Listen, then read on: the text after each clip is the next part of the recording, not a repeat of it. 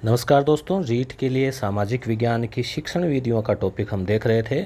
और इसमें ये जो यूनिट 2 है ये हो गई है। यूनिट फर्स्ट में इस वीडियो में जो टॉपिक है वो ये है सामाजिक विज्ञान या सामाजिक अध्ययन के अध्यापन की समस्याएं। इसके बाद ये एक लास्ट टॉपिक बचेगा जो कल पूरा हो जाएगा। उसके बाद में इस पूरे की जो पीडीएफ है जो कि करीब 25 पृष्ठ की होगी, बहुत ही सारगर्भित मेरे खुद के द्वारा हैंडमेड नोट्स है ये, जो कि कई जगह से मैटर को तैयार करके और उसका पूरा सार निकाल कर तैयार किया है। तो 25 पेज की पीडीएफ आपको मिल जाएगी यस गुरु ऐप के ऊपर, जो अभी नहीं, आप कल लास्ट वाले वीडियो में मैं लिंक बता दूंगा। वहाँ पे पीडीएफ सेक्शन में भी मिल जाएगी, और आपने अगर रीट के लिए कोई टेस्ट सीरीज़ का कोर्स ले रखा है उसमें भी आपको मिल जाएगी। ठीक है, अब हम बात कर रहे हैं कि आगे चर्चा करते हैं आज वाला जो टॉपिक है उसको, और हम इसके ऑब्जेक्टिव क्वेश्चन भी देखेंगे वीडियो के लास्ट में। तो शिक्षा शास्त्रीय मुद्दे और टॉपिक है सामाजिक अध्ययन या सामाजिक विज्ञान अध्ययन। पता है आपको, कक्षा 8 तक सामाजिक अध्ययन बोलते हैं बोलचाल में, और विज्ञान है कक्षा 9-10 के लिए। तो कुल मिलाकर आप ये सोचें कि सामाजिक जब हम पढ़ाते हैं तो हमारे सामने क्या क्या समस्याएं आती है। ठीक है, और दूसरा इसी में जुड़ा हुआ टॉपिक है विमर्शी चिंतन। तो ये आपको ध्यान में रखना, आप एक बार पहले इसको देखें नहीं, पहले आप मेरी बात सुने कि आप सामाजिक पढ़ाने जाते हैं तो क्या क्या समस्याएं नोट करते हैं। देखो, पहली बार तो क्या होता है, पहली बात कि सामाजिक को लोग है ना बहुत सरल मानते हैं। वो ये मानते हैं कि सामाजिका तो क्या है। तो एक तो उसके कालांश पर भी गौर नहीं करते, पहला कालांश भी नहीं देते, क्योंकि गणित है विज्ञान है उनके ऊपर ज़्यादा फोकस रहता है। और सामाजिक के लिए भी ये है कि कोई भी शिक्षक जो है वो पढ़ा देगा। तो एक तरह से मतलब बचा खुचा सामग्री मान लेते हैं इसको, और बच्चे भी इसको ज़्यादा सीरियस नहीं लेते हैं, सोचते हैं सामाजिक है क्या है। मगर वास्तविकता क्या है, वास्तविकता इसके ठीक विपरीत है। आप देखेंगे, आप रीट की तैयारी कर रहे हैं, 6 से 10 सामाजिक आप पढ़ रहे हैं कि नहीं पढ़ रहे हैं। आरएस के अभी सिलेक्ट हुए हैं लोग बहुत सारे, आप उनके इंटरव्यूज़ देखना, वो क्या कहेंगे, आप आरबीएससी पढ़ें, एनसीईआरटी पढ़े 6 से 12। तो दोस्तों ये जो 6 से 12 है उसमें भी आपको हिंदी संस्कृत वो नहीं पढ़नी, केवल सामाजिक पढ़नी है या विज्ञान। तो जीके तैयार करना है तो सामाजिक जो है कक्षा 6 से 10 वो जीके का भंडार है। उसमें इतिहास, भूगोल, राजनीति, अर्थशास्त्र सब है। तो सामाजिक एक बहुआयामी सब्जेक्ट है। तो इसलिए ये जो धारणाएं हैं ना अभिभावकों की, आर्ट भी नहीं लेते बच्चे, ठीक है, आर्ट का ये मानते हैं कि आर्ट तो जो मान लो सामान्य बच्चे हैं वो लेते हैं। तो इस प्रकार की धारणाओं में क्या होता है कि सामाजिक विज्ञान थोड़ा पिछड़ रहा है। तो इसी पे हम चर्चा करेंगे। समस्या क्या है, अध्यापन की समस्या ना। तो अध्यापन का मतलब पढ़ाते समय भी बच्चों से जुड़े कई प्रकार की हम, तो जॉन ड्यूवी कहते हैं कि जो बात तुच्छ या सामान्य होने पर भी मस्तिष्क को इस प्रकार बेचैन करें और चुनौती दें कि विश्वास भी अनिश्चित बन जाएं, तो उससे वास्तविक समस्या रहती है। यानी समस्या का मतलब हो गया कि एक प्रकार से अपने को बेचैनी हो, चुनौती मिले, विश्वास ना हो, वो अर्थात किसी कार्य या परिस्थितियों में कठिनता का आभासी समस्या है। जैसे मान लो आपको शिक्षण विधियाँ थोड़ी अजीब लगती है, कठिन तो नहीं लगती, मगर सोच रहे हैं कि मैटर कम है, संतुष्ट नहीं है, तो उसमें कठिनता लग रही है। ठीक है, तो कठिनता का आभासी क्या है, समस्या है। अब सामाजिक से जुड़ी हुई समस्याओं की बात करेंगे। तो एसएसटी से जुड़ी हुई समस्याएं, और दोस्तों आप यकीन माने मैंने जो 10-15 वीडियो बनाए हैं उनमें पूरी तरह से सामाजिक की शिक्षण विधियों का सारांश दे दिया है। और इसके जितने क्वेश्चन आने हैं, कितने 2 यूनिट है ना, तो 10 से 1%, तो पूरी संभावना है कि इस मैटर में से भी काफ़ी कुछ कवर हो। और हमने यस गुरु ऐप के ऊपर जो टेस्ट सीरीज़ का कोर्स है उसमें भी हम 200 इम्पोर्टेंट क्वेश्चन पहले दे चुके हैं, और 100-150 और दे देंगे। तो अब हम बात कर रहे थे एसएसटी से जुड़ी हुई समस्याएं। तो एक तो छात्रों से संबंधित, यानी छात्रों को लेकर, एक शिक्षकों को लेकर, एक विषय को लेकर, और एक अन्य को लेकर। तो ये मैंने सुविधा के लिए इनको अलग अलग बांटा है। अब आपको केवल समझना है। अब पहले छात्रों से संबंधित ले लीजिए कि स्टूडेंट्स जो है, बच्चे जो है कक्षा 6 के, 7 के, 8 के, 9 के, 10 के, उनमें क्या क्या समस्या आती है। तो पहली बात है अधिगम अक्षमता, यानी अधिगम यानी सीखना, और अक्षम का मतलब उसमें सक्षम नहीं है। तो कई बच्चे होते हैं जिनको या तो मान लो दिखाई नहीं दे रहा, बोर्ड के पीछे बैठे हैं, ठीक है, किसी को सुनाई कम देता है, किसी का पेशीय कौशल यानी कि जैसे पेन को सही नहीं पकड़ते, न पूरा लिखते नहीं है, होमवर्क में पीछे रह जाते हैं, सामाजिक में थोड़ा लिखना भी ज़्यादा पड़ता है। तो बच्चों की भी कुछ ऐसी समस्याएं आती है जिस वजह से सामाजिक हो या जो चाहे अन्य विषय हो उसमें बालक पिछड़ जाता है। दूसरी हम बात करें रुचि और अभिप्रेरणा, तो रुचि पैदा भी जो है वो होना ज़रूरी है। रुचि नहीं होगी, इंटरेस्ट नहीं होगा, जैसे जिस सब्जेक्ट को कम पढ़ेंगे तो उसमें रुचि अपने आप ही कम होगी। ठीक है। दूसरी बात, शिक्षक का भी दायित्व होता है कि रुचि पैदा करें।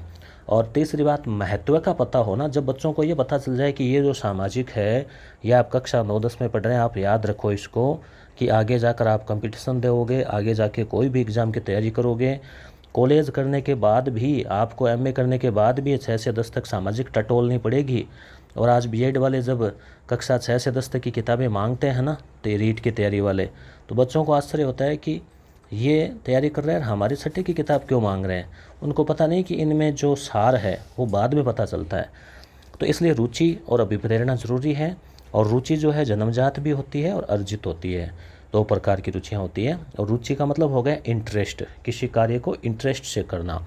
और अभिप्रेरणा, प्रेरणा का मतलब हो गया मोटिवेशन। मोटिवेशन से क्या होता है, सीखने की इच्छा पैदा होती है। तो इनका अभाव रहता है, इस वजह से भी सामाजिक पिछड़ रहा है। भाषाई कौशल का अभाव, भाषा अगर अच्छी नहीं होगी, चाहे बोलने में हो, चाहे लिखने में हो, या शुद्ध उच्चारण हो, त्रुटियां हो, तो उससे भी क्या है, चाहे सामाजिक का रिजल्ट हो, चाहे हिंदी का हो, उसमें पिछड़ने की संभावना रहती है, आशंका रहती है। अवधान और एकाग्रता की समस्या, बच्चे जो है अगर कक्षा बड़ी है, या मान लो अगर बच्चे जो है वो शरारती होते हैं, चंचल होते हैं, तो एकाग्र नहीं रह पाते, इधर उधर देखते हैं, विचार करते रहते हैं, तो उससे भी सब्जेक्ट में थोड़ा सा क्या है, प्रभाव कम हो जाता है। तो ये तो छात्रों से जुड़ी हुई समस्याएं, ये तो आप सभी सब्जेक्ट में इनमें आ सकती है। अब है शिक्षकों से जुड़ी हुई, ये थोड़ी सामाजिक विशेष से जुड़ी हुई है। जैसे संबद्धता का अभाव, सामाजिक हम पढ़ाते हैं, शिक्षक पढ़ा रहा है तो उसको संबद्ध यानी जोड़ना। जैसे मान लो वह राजनीति विज्ञान पढ़ा रहे हैं, ग्राम पंचायत आई, तो उसको उनके गांव की ग्राम पंचायत से, उनके सरपंच से, उनके पंच से जोड़ते हुए, ठीक है, और अन्य वर्तमान से जोड़ते हुए, अन्य चीज़ों से जोड़ते हुए पढ़ाना चाहिए, चाहे इतिहास हो, चाहे और हो। सहायक सामग्री संबंधी समस्याएं, जैसे मान लो सामाजिक पढ़ानी है तो ग्लोब होना ज़रूरी है, नक्शा, मैप भारत, विश्व, राजस्थान के होने ज़रूरी है, ठीक है। और अगर और संसाधन हो, जैसे मान लो वीडियो वगैरह दिखाए जाए, भ्रमण वगैरह करवाए जाए, तो सहायक सामग्री जो है वो अक्सर कम देखने को मिलती है, वो भी एक समस्या है, ठीक है। पूर्व तैयारी का अभाव, सामाजिक को क्या है, लोग इजी मान लेते हैं कि क्या है, सामाजिक तो पढ़ानी है, जाके किताब पढ़ा देंगे, ठीक है, तू पढ़ मेथड काम में लेते हैं, यानी बच्चे को खड़ा कर दिया और एक पैराग्राफ करा दिया, फिर दूसरे, फिर तीसरे से, वो तो बहुत ही गलत है। और केवल टीचर ने किताब पढ़ के पाठ की भी पूरा हो गया कोर्स, तो वो भी गलत है। तो पहले तैयारी की जाए, प्लानिंग की जाए कि इस पाठ को बच्चों को कैसे प्रभावी समझाया जाए। अगर शिक्षक थोड़ा सा ये सोच के और क्लास में जाएं, उससे पहले सोच के जाएं पाठ योजना बनाकर, तो अलग ही प्रभाव पड़ेगा। अन्य कार्यों का बोझ शिक्षकों के ऊपर, विशेषकर प्राइवेट है तो उनके लिए ये है कि सामाजिक का है तो इजी मान लेते हैं, तो उसको अन्य काम दे देते हैं, ठीक है, उसको अनुशासन का, पीटीए का, या कोई और, या फिर उससे अन्य काम भी, अन्य विषय भी दे दिए जाते हैं। सरकारी शिक्षक है तो उनको बीएलओ है, जैसे सामाजिक वालों को सोचते हैं कि सामाजिक वाले फ्री है, विज्ञान गणित का तो रिजल्ट ख़राब हो जाएगा, तो अन्य कोई भी प्रभार उनको देना है तो अक्सर उन्हीं को दे देते हैं कि सामाजिक का तो क्या है, बच्चे पास हो जाएंगे, जबकि ऐसा नहीं है। और दोस्तों एक सच्चाई और है, जैसे एनसीईआरटी का सिलेबस आया है ना, पहले आरबीएसई में क्या था, सामाजिक की बहुत ही 2 छोटी छोटी किताबें हुआ करती थी, 1 या 2, कक्षा 9-10 में। अब क्या हुआ, एनसीईआरटी से किताबें आ गई 5-6, 5-5 किताबें हैं 10 में, 9 में। अब हर किसी के बस की बात नहीं है उसको पढ़ाना, तो बच्चों का रिजल्ट भी जो है ना वो डाउन रहा, और शिक्षकों के लिए भी जो है वो रहा। और अब आपको पता है जो शिक्षक तैयार होकर आ रहे हैं नए, सेकंड ग्रेड लग के सामाजिक के, या मान लो रीट वाले, अब रीट में आपको पता है आप कितनी तैयारी कर रहे हैं, 6 से 12 की किताबें रट के रख दी। बच्चों को तो 8वीं तक का ही नॉलेज देना है, तो ये नहीं कि आप जैसे ही वहाँ जाओ तो जाते ही फिर पूरा का पूरा उड़ेल दो, मारवाड़ी में कहते हैं कि ढोल दो जाते ही, कि उनका ज्ञान, उनका स्तर देखना है, उसके अनुसार देना है। आपके पास ज्ञान है मगर उसको तरीके से परोसना है। अब घर पे मान लो घी है, आटा है, चीनी है, तो हलवा तरीके से बनेगा, ये नहीं कि पूरा घी डाल दिया 1 किलो का 1 किलो ही, तो वो नहीं है। तो इसी तरह से ज्ञान को समेटते हुए और बच्चों के स्तर को देखते हुए सरल भाषा में उसको प्रस्तुत करना है। तो वर्तमान में तो अब जैसे मान लो सेकंड ग्रेड सामाजिक का शिक्षक लगता है, तो वो तो क्या है, 7 सब्जेक्ट उसको पढ़ने पड़ते हैं, इतिहास, राजनीति, भूगोल, अर्थशास्त्र, समाजशास्त्र, पब्लिक एड, दर्शन शास्त्र, 1 2 3 4 5 6 7 ना, गिनते गिनते ऐसे, तो वो भी ग्रेजुएशन स्तर के। तो सामाजिक का शिक्षण के पास भी अथाह ज्ञान होता है, और जो बच्चे हैं उनको भी बहुआयामी ज्ञान मिलता है। तो सामाजिक का धीरे धीरे क्या है स्तर सुधर रहा है। तो BLO वगैरह के कार्य का बोझ वगैरह होता है तो इससे शिक्षक पिछड़ जाता है। परंपरागत शिक्षण विधि काम में लेते हैं, गए किताब निकाली, पाठ बोल के पढ़ दिया या बच्चों से पढ़वा लिया, वो बहुत गलत है। व्याख्या की जाए, समझाया जाए, उदाहरण दिए जाएँ, बोर्ड का इस्तेमाल किया जाए, सहायक सामग्री काम में ली जाए, मैप चार्ट ग्लोब काम में लिया जाए, जहाँ तक संभव हो तो टैबलेट, लैपटॉप या LCD LED का इस्तेमाल करके कुछ जो मान लो दुर्ग ऐतिहासिक स्थलों को दिखाया जाए।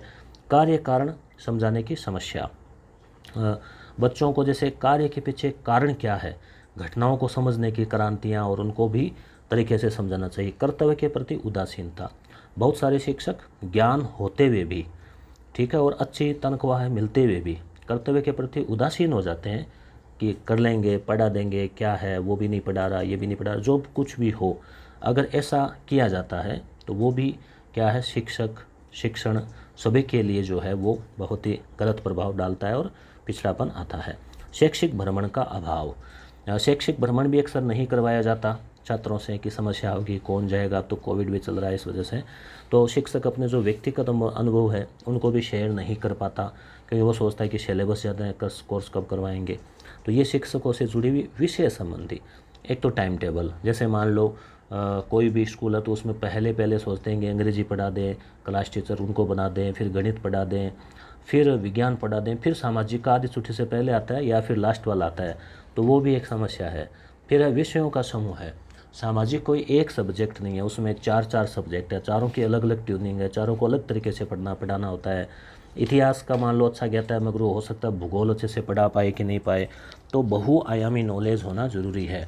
हल्का मानना, सामाजिक को बहुत ही उपेक्षित सब्जेक्ट मान लेते हैं, चाहे अभिभावक हो, चाहे विद्यार्थी हो, चाहे समाज हो, तो वो भी गलत है। और जॉब नहीं, सामाजिक में या आर्ट फैक्टर में जॉब कम है, तो इसलिए लोग क्या सोचते हैं कि सामाजिक और सामाजिक से जुड़े हुए आर्ट है 11-12 में, इतिहास, भूगोल, राजनीति शास्त्र वगैरह, तो उनको क्या है इजी ले लेते हैं, सोचते हैं कि इसमें जॉब कम है तो बच्चों को साइंस दिलाते हैं, तो इससे भी सामाजिक पिछड़ता जा रहा है।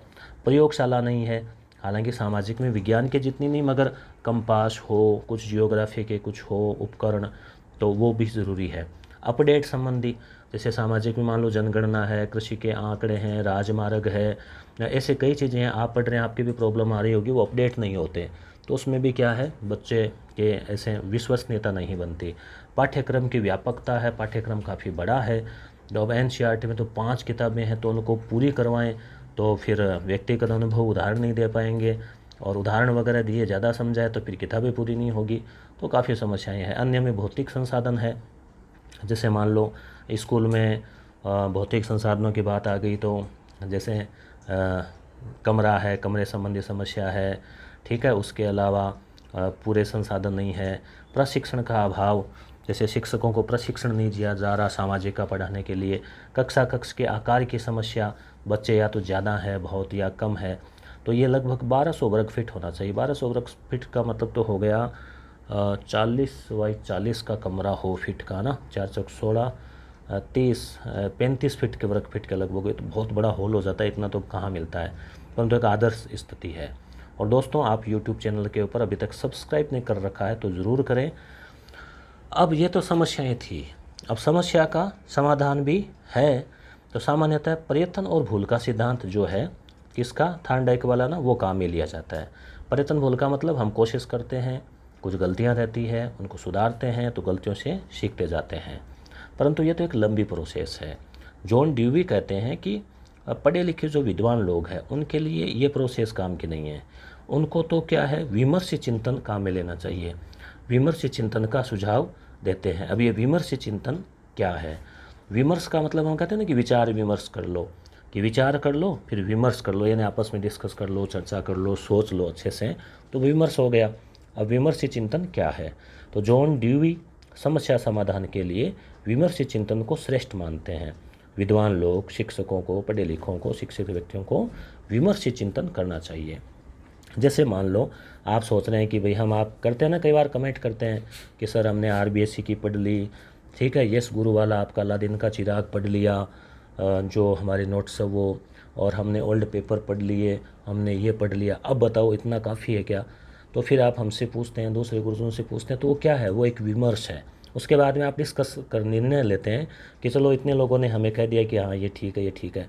अभी आप देख रहे हैं यूट्यूब पे आ रहे टॉपर्स के इंटरव्यू आ रहे हैं, तो आप उनके एक्सपीरियंस के आधार पर विमर्श जो है वो करते हैं। तो शिक्षित व्यक्ति किसी योजना के अनुसार ही सोचता है, तो पहले योजना बनाता है, फिर सोचता है, फिर उसके अनुसार काम करता है और विचार करता है। इसी को विमर्शी चिंतन कहते हैं। यानी कि विचार विमर्श करके और फिर एक निष्कर्ष पे पहुंचा जाता है और प्लान के अनुसार कार्य किया जाता है। चिंतन कैसा होता है विमर्शी? दो तरीके से, एक तो होता है आगमन, एक होता है निगमन। आगमन में पहले उदाहरण लिए जाते हैं, अलग अलग उदाहरण कलेक्ट करके फिर एक नियम बनाते हैं। यानी उदाहरण लिया कि फलाने व्यक्ति ने ये तैयारी की, उसने इस तरह से किया, उसने ऐसे किया, फिर हम पहुँचते कि अच्छा हमें भी ऐसे करना चाहिए। एक होता है पहले से स्थापित नियम है, सीधा उन्हीं के ऊपर उन्हीं को फॉलो करना, उनसे समाधान निकालना। तो आगमन निगमन दो इसके रूप हो गए। अब है विमर्शी चिंतन की प्रमुख विशेषताएं। यहाँ से भी प्रश्न आ सकता है। तो जटिल समस्याओं की विद्यमानता के बारे में सोचना। तो जटिल समस्या है कोई भी, उसके बारे में सोचते हैं समस्या के बारे में, फिर समस्या को पहचानते हैं और रूप निर्धारण करते हैं कि अच्छा वास्तव में ये समस्या है, ये रीजन है। फिर समस्या को दृष्टिगत रखते हैं, ध्यान में रखते हुए फिर अनुमान या उपकल्पना का निर्माण करते हैं कि इसके लिए ये तरीके हो सकते हैं। फिर संभावित हल ढूंढते हैं और फिर समालोचना करते हैं हल या उपायों की, कि वे कैसे रहे, क्या गलती रही, क्या ठीक रही। अमान्य कल्पनाओं का त्याग कर देते हैं, उपकल्पनाओं का, कि ये चीज़ें ठीक नहीं थी, रास्ते ठीक नहीं थे, ये ठीक थे। अब ये आपके कहाँ काम आ सकता है? चाहे वो सामाजिक पढ़ाई, और मान लो रिजल्ट खराब रहा, भगवान ना करे, तो हम इसके लिए वो समस्या थी और उसका उत्तर हल करने के लिए विमर्शी चिंतन काम का है कि क्या क्या उपाय किए जाएं। इस प्रकार से कोई समस्या हो तो निर्णय लेना, ठीक है, और उसके बाद में वैधता है तो निर्णय की पुनः जांच करना। तो इनको थोड़ा सा आप नज़र में रखें। इधर ये लिखा हुआ प्ले स्टोर से आप यस गुरु ऐप डाउनलोड करें, डिस्क्रिप्शन में लिंक दिया गया है, वहाँ पर हमारी mock test, REET test series और अन्य कोर्सेज आपको मिलेंगे। आगे हम बात करें, और इसकी PDF भी आपको, जैसे ही ये कल कोर्स पूरा होगा लास्ट वीडियो, उसके बाद एक वीडियो तो कमांड बनाएंगे जिसमें 1.5 से 2 घंटे का होगा, पूरी शिक्षण विद्या रिवीजन हो जाएगी और पूरी PDF जो है वो भी आप रिवीजन कर पाएंगे। समस्या समाधान के प्रमुख पद, चरण या सोपान, प्रारंभ से समाधान तक। तो पहला क्या है? आकुलता या तत्परता, कि भाई समस्या जो है उसके बारे में पता करना, उसका जानकारी करना कि अच्छा ये समस्या है, पहले उसको पहचाने तो सही, इंटरेस्ट तो लें। फिर परिभाषा करनी, यानी कि पहचान करनी समस्या की, उसको साफ साफ पकड़ लेना कि ये समस्या है। फिर अन्वेषण करना तथ्यों का, कि ये चीज़ें थी, इसमें ये कारण है। फिर अनुमान करना, उपकल्पना करना कि इस तरह से हल कर सकते हैं, और फिर उसका मूल्य निरूपण करना, भविष्यवाणी करना। तो रीट के लिए 5500 प्लस अति महत्वपूर्ण प्रश्नों का संग्रह RBC NCERT से तैयार, जो कि सामाजिक और मनोविज्ञान और हिंदी रचना प्रबोध से और गणित विज्ञान कक्षा 6 से 10 से। डाउनलोड भी आप इसे कर सकते हैं। और ये मैटर कहाँ मिलेगा? यस गुरु ऐप के ऊपर। तो दोस्तों वीडियो कैसा लगा? जो हमें अभ्यास प्रश्न करने थे वो हम इस वीडियो में नहीं करेंगे, क्योंकि वीडियो फिर बड़ा हो जाएगा, हम आगामी वीडियो में कर लेंगे। धन्यवाद।